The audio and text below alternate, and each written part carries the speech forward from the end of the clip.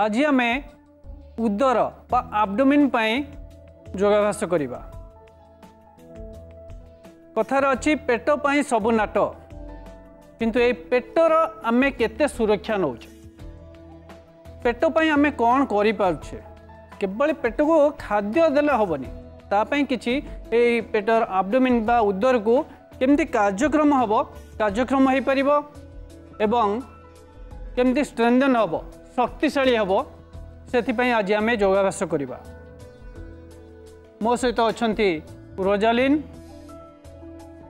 आज आम प्रथम अभ्यास करवा तिर्यक कटिचक्रासन।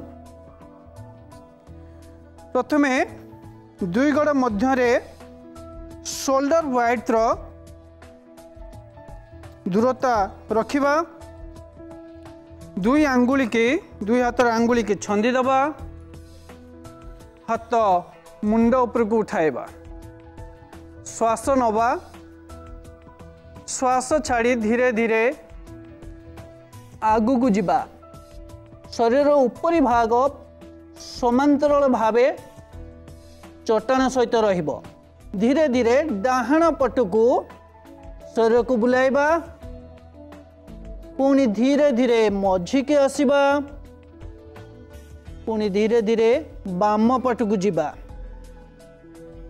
पुणी धीरे धीरे मझी के आसीबा।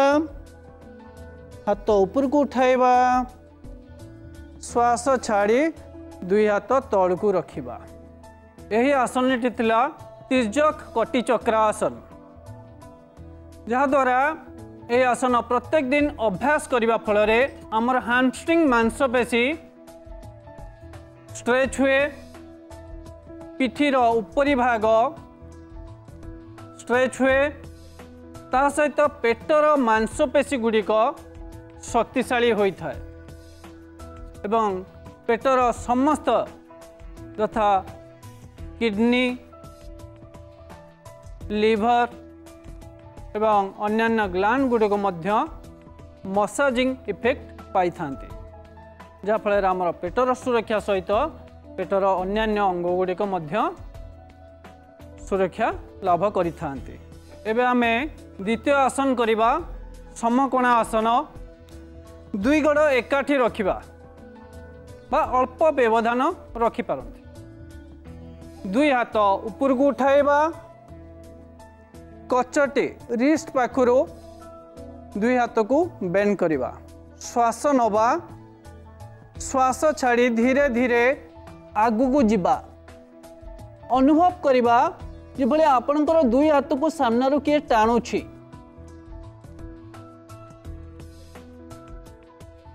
यही आसन द्वारा हैमस्ट्रिंग मांसपेशी टाणी होता है बा स्ट्रेच होता है, विस्तार होता है। पिठीर मांसपेशी गुड़िक नमनीय होता है। पेटर मांसपेशी गुड़िक शक्तिशाली होता है एवं टोनिंग बा कार्यक्रम होता है। पिठीर स्नायु गुड़ाक रक्त संचालन भल भाव होता है। धीरे धीरे एबे पुणी ऊपर को उठिबा। हाथ तल को रखिबा। एबे आमे करिबा तृतीय आसन त्रिकोण आसनर प्रकारांतर। बाम गोड़ को आगु को आनिबा।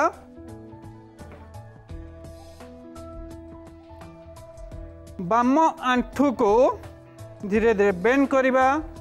जेभली आपनकर आंठू और हिप जॉइंट संपूर्ण रूपे समांतराल होई चट्टान सहित रहिबो एवं डाहाण हाथ बाम आंठू बाहर को नबा। जेभली डाहाण हाथ चट्टान रे लागी रहिबो एवं बाम हाथ ऊपर को उठाई बाम हाथ को देखिबा। एटी थिला त्रिकोण आसनर प्रकारांतर।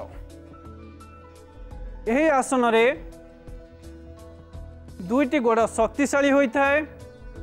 हैमस्ट्रिंग मांसपेशी मध्य विस्तार लाभ करता है। पेटर मांसपेशी गुड़िक शक्तिशाली होता है एवं पेटरे ठीक भाव में रक्त संचालन होता है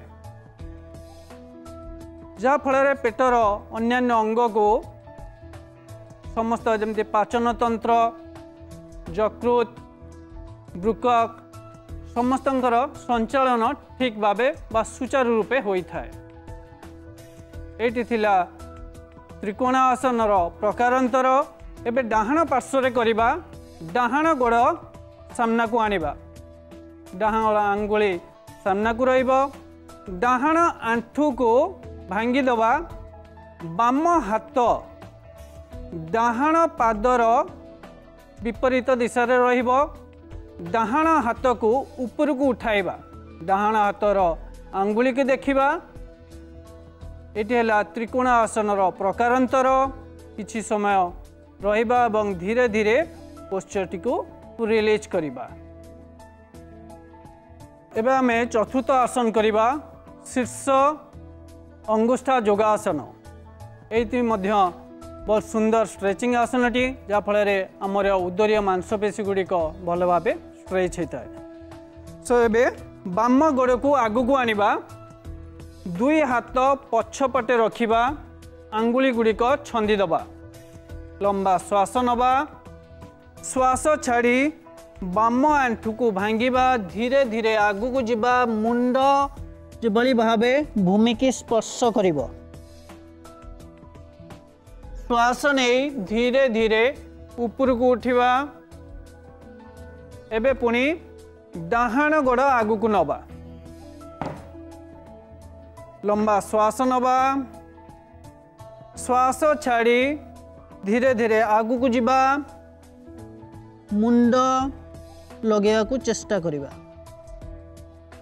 श्वास नहीं धीरे धीरे आगु को आसीबा। यही आसन द्वारा हामस्ट्रिंग मांसपेशी टाणी होता है पेटर मांसपेशी गुड़िक प्रसारित होता है एवं पेटर मध्य रक्त संचालन सुचारू रूपे होता है जहाँ फल आमर पेटर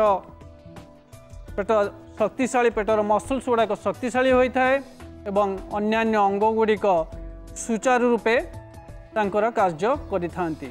आमर ये कार्यक्रम को आपण प्रत्येक दिन यूट्यूब एवं फेसबुक रे मध्य देखि परिबे।